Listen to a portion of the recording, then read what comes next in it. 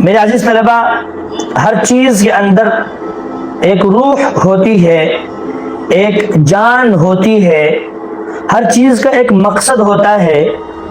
جب تک روح اس چیز کے اندر ہو، وہ چیز وہ مقصد پورا کر رہی ہو، وہ چیز اپنی اصلی بات کو پورا کر رہی ہو، تب تک تو ہم اس چیز کو سنبھال کر رکھتے ہیں، قدر کی نگاہ سے دیکھتے ہیں۔ لیکن جب وہ چیز اپنے اصلی مقصد کو پورا نہ کر رہی ہو، جب وہ چیز اپنی بات کو پورا نہ کر رہی ہو، تو ہم اسے کباڑ میں پھینک دیتے ہیں۔ مثلا یہ بلب جل رہا ہے، تو جب تک بلب روشنی دے رہا ہے، ہم اس کو کمرے میں، دفتر میں، مسجد میں، مدرسے میں، ہر جگہ لگائے رکھتے ہیں، اس لیے کہ جو اس کا مقصد اصلی ہے، روشنی دینا، جو اس کی روح ہے، وہ یہ بات پوری کر رہا ہے۔ اور جب اس بلب کی روشنی ختم ہو جائے گی تو ہم اسے اٹھا کر کباڑ میں پھینک دیں گے۔ ایسے ہی یہ پنکھا چل رہا ہے، پنکھے کا کام ہے ہوا دینا، تو جب تک پنکھا ہوا دے رہا ہو، جب تک پنکھے کے اندر یہ روح ہو، تب تک تو ہم پنکھے کو چلاتے ہیں کمرے میں، ہر جگہ۔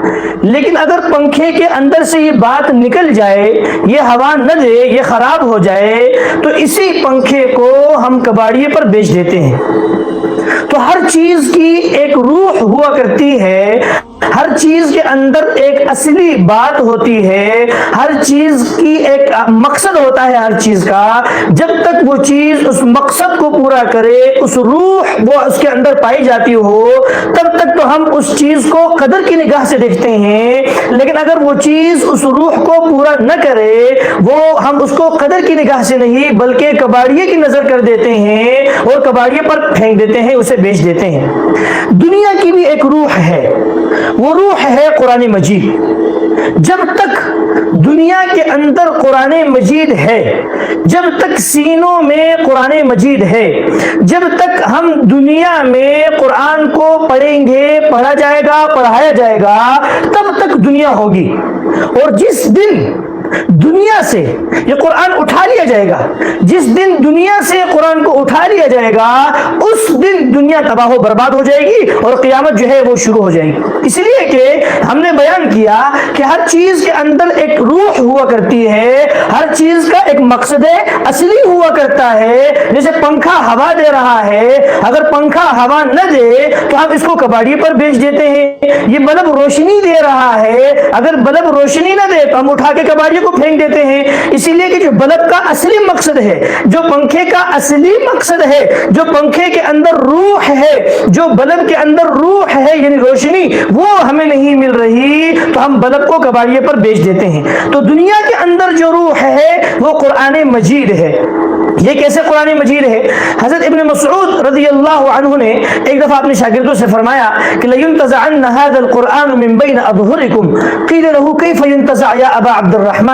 حضرت ابن مسعود رضی اللہ عنہ نے اپنے شاگردوں سے فرمایا، ارے شاگردوں، میری ایک بات ذرا غور سے سننا، یہ جو قرآن ہم پڑھ رہے ہیں، پڑھا رہے ہیں، اس کی تشریح کر رہے ہیں، اس کی تفسیریں لکھی جا رہی ہیں، فرمایا ایک دن ایسا آئے گا کہ یہ جو قرآن ہے یہ ہم سے اٹھا لیا جائے گا۔ تو شاگردوں نے پوچھا کہ آپ کیسی باتیں کر رہے ہیں؟ کیف ينتزع وقد اثبتناه في قلوبنا وفي مصاحفنا۔ آپ کیسی باتیں کر رہے ہیں کہ قرآن ہم سے اٹھا لیا جائے گا؟ حالانکہ ہم نے تو قرآن اس زمانے میں ہڈیوں پہ، درختوں کے چھالوں پہ وغیرہ وغیرہ ہم نے قرآن لکھا ہوا ہے، تو جب لکھا ہوا ہے ہم سے کیسے اٹھا لیا جائے گا؟ ہمارے سینوں میں تو 30 پارے محفوظ ہیں، تو قرآن ہم سے کیسے اٹھا لیا جائے گا؟ آپ عجیب باتیں کر رہے ہیں۔ حضرت ابن مسعود رضی اللہ عنہ نے فرمایا، ارے پیارے طلبہ، میری بات غور سے سنو، میں نے رسول اللہ صلی اللہ علیہ وسلم کو فرماتے ہوئے سنا تھا کہ ایک رات ایسی آئے گی، ایک رات کہ سارے لوگ سوئیں گے، جب سو جائیں گے پھر صبح اٹھیں گے، تو جب اٹھیں گے تو جو حافظ قرآن ہے، جس کے سینے میں 30 پارے ہیں، جس کے سینے میں 30 پارے ہیں، صبح ایسی ہوگی کہ اس کے سینے میں ایک لفظ بھی قرآن کا نہیں ہوگا، ایک لفظ بھی نہیں ہوگا۔ فرمایا یہ تو تم باتیں کر رہے ہو نا کہ ہم نے قرآن لکھا ہوا ہے، ہم نے قرآن جو ہے یہ صفحات پہ لکھا ہوا ہے یا چھالوں پہ لکھا ہوا ہے یا اور جگہ اور جو لکھا ہوا ہے. فرمایا جب صبح ہوگی نا فَيَصْبَحُ النَّاسُ كَالْبَهَائِمِ, یہ حدیث کے الفاظ ہیں. فرمایا جیسے جانور ہوتا ہے نا اس کا سینہ بالکل قرآن سے خالی جیسے باقی جاندار ہیں, ایسے جب مسلمان صبح اٹھیں گے تو قرآن کے الفاظ یا اوراق ہوں گے, یہ قرآن تاج کپنی کا فلاں کپنی کا فلاں کپنی کا آج کی زبان میں یہ ہوں گے, لیکن اس کے صفحات بالکل سفید ہوں گے, اس پر ایک لفظ بھی نہیں ہوگا. اور یہ تم لوگوں نے قل هو اللہ احد اور انا اعطیناک الکوثر اور یہ باقی صورتیں یاد کی ہے نا, فرمایا کسی کو ایک لفظ بھی یاد نہیں ہوگا. جیسے باقی جانداروں کے دلوں میں قرآن کا ایک ٹکڑا ایک لفظ نہیں ہوتا, ایسے فرمایا ایک رات ایسی آئے گی کہ جب مسلمان صبح اٹھیں گے تو ان کے سینوں میں, ان کے مصاحف میں, ان کے درختوں کی چھالوں میں جہاں جہاں قرآن انہوں نے لکھا ہے پوری دنیا سے اللہ قرآن مجید کو اٹھا لیں گے. جب قرآن مجید کو اٹھا لیں گے تو ایک دوسری حدیث میں آتا ہے یخرب الکعبۃ ذو السویقتین, کہ یہ جو حبشہ ہے, حبشہ سے ایک آدمی آئے گا پتلی پتلی پنڈیوں والا آئے گا اور وہ بیت اللہ پر حملہ کر دے گا. بیت اللہ جیسی مقدس جگہ پر وہ حملہ کر دے گا, وہ حملہ کرے گا اور ایسا حملہ کرے گا کہ بیت اللہ کی ایک ایک اینٹ گرا دے گا, ایسا حملہ کرے گا. اور یہاں سے قیامت کی علامات شروع, اسی لیے کہ ہم نے شروع میں ہی کہا تھا کہ دنیا کی روح وہ کیا ہے, وہ قرآن ہے. جب قرآن کو دنیا سے اٹھا لیا جائے گا, جب قرآن سینوں سے اٹھا لیا جائے گا, تو جیسے بلب کی جان وہ روشنی ہے, بلب کی روح وہ روشنی ہے, پنکھے کی روح وہ ہوا دینا ہے. اگر پنکھا ہوا نہ دے تو پھر پنکھے کو کباڑیے پر بیچ دیتے ہیں, اگر یہ بلب روشنی نہ دے بلب کو کباڑیے پر بیچ دیتے ہیں. فرمایا ایسے ہی جب دنیا سے قرآن اٹھا دیا جائے گا پھر اذا زلزلت الارض. دیکھیں ایک مثال دیتا ہوں, میرے اندر روح ہے, میرے والدین مجھ سے محبت کرتے ہیں, میرے بھائی میری بہنیں, میرے چاہنے والے, میرے یار دوست, میرے بچے, میری اولاد مجھ سے محبت کرتے ہیں. جب تک میرے اندر روح ہے, میں جتنا ہی بیمار کیوں نہ ہوں, تو کیا وہ مجھے قبر میں دفناتے ہیں؟ نہیں دفناتے. مجھ پہ ایک مٹھی مٹی بھی نہیں ڈالتے ہیں, نہیں ڈالتے ہیں, اسی لیے کہ میرے اندر روح ہے.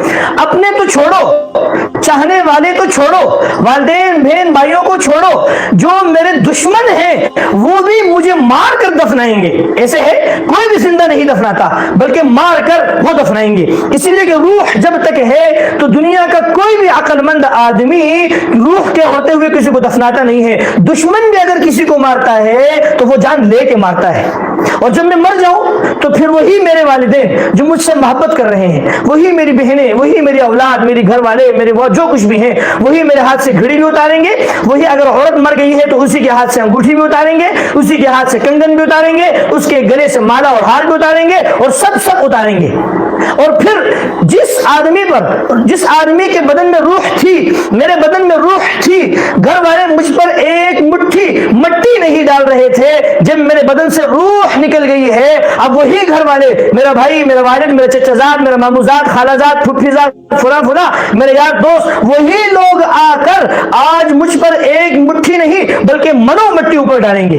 ایسا ہے کہ نہیں ہے؟ اسی لیے کہ روح میرے اندر سے نکل گئی ہے. تو دنیا کی روح وہ قرآن مجید ہے. اسی لیے ابن مسعود رضی اللہ عنہ نے فرمایا کہ جب قرآن مجید دنیا سے اٹھا لیا جائے گا, جب سینوں سے نکال لیا جائے گا, فرمایا ایک رات ایسی آئے گی جب صبح اٹھیں گے کسی کو قرآن کا ایک لفظ بھی یاد نہیں ہوگا. یہ جو قرآن تم نے لکھا ہوا ہے یہ سب ہے بالکل سفید ہوں گے. یہ جن لوگوں نے تبلیغ میں جا کر, خانقاہ میں, جہاد میں, فلاں جگہ پہ جا کر کچھ قل اللہ احد یا کچھ صورتیں آتی ہیں, جب صبح اٹھیں گے تو ان کو قرآن کا ایک لفظ بھی یاد نہیں ہوگا. جب ایک لفظ بھی یاد نہیں ہوگا پھر ایک پنڈلیوں والا حبشہ سے آئے گا, بیت اللہ پر حملہ کرے گا, بیت اللہ کی ایک ایک اینٹ گرا دے گا, اور اس کے بعد قیامت شروع ہو جائے گی. اذا زلزلت الارض زلزالها وترى الجبال تحسبها جامدة وهي تمر مر السحاب القارعة ما القارعة الحاقة ما الحاقة ذلك يوم التغابن ذلك يوم التناد. پھر اس سے قیامت کی علامات شروع ہو جائیں گے.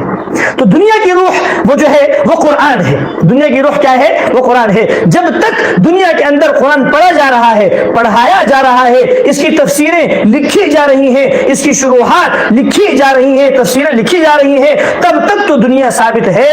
اور جس دن دنیا سے قرآن اٹھا لیا گیا اس دن جو ہے دنیا پر علامات قیامت شروع ہو جائیں گے.